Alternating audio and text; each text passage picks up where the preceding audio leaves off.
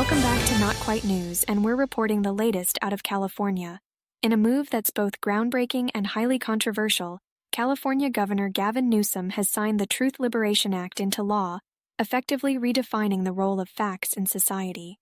The legislation, described by supporters as a win for emotional justice, places personal feelings and individual truths above what many are calling outdated objectivity. Governor Newsom, during a celebratory press conference, made his position clear, stating, "For too long, Californians have been shackled by the oppressive weight of facts. It's time to let people tell their own truths, free from the tyranny of logic and evidence." So, what does this mean in practice? The changes are sweeping, starting with the education system. Teachers will now be required to grade students based on their emotional effort and intent, rather than the traditional measure of accuracy. Dr. Harmony Vibes, a professor of postmodern arithmetic, explained the shift, saying, "For years, we've oppressed students by insisting that there is only one right answer. If a student feels that 2 plus 2 equals 5, who are we to challenge their courage in thinking differently?" The legal system is also undergoing dramatic changes. Judges are now directed to consider feelings as primary evidence in court cases. Attorneys are encouraged to craft arguments based on their clients' emotional experiences rather than tangible facts. In a recent test case, a defendant charged with grand theft auto successfully argued that they felt entitled to the Lamborghini they were caught driving. The jury, reportedly moved by the defendant's emotional testimony, acquitted them unanimously. Corporations are already adapting to the new norm.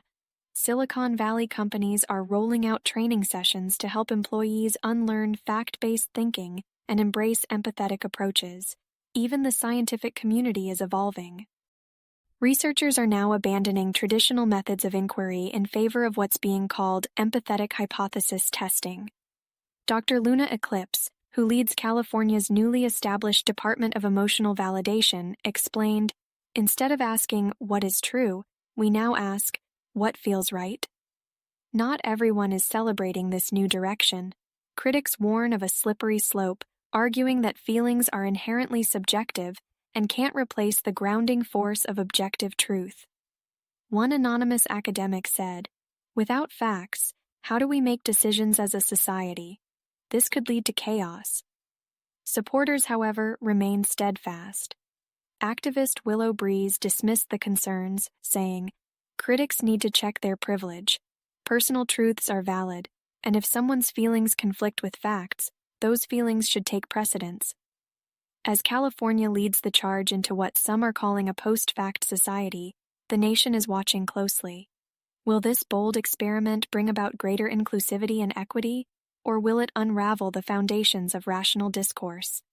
For now, Californians are embracing their newfound freedom to live by their own truths. Facts be damned. That's all for today on Not Quite News. Make sure you like and subscribe for more breaking news or keep up to date with all the latest news on our website, www.notquitenews.com.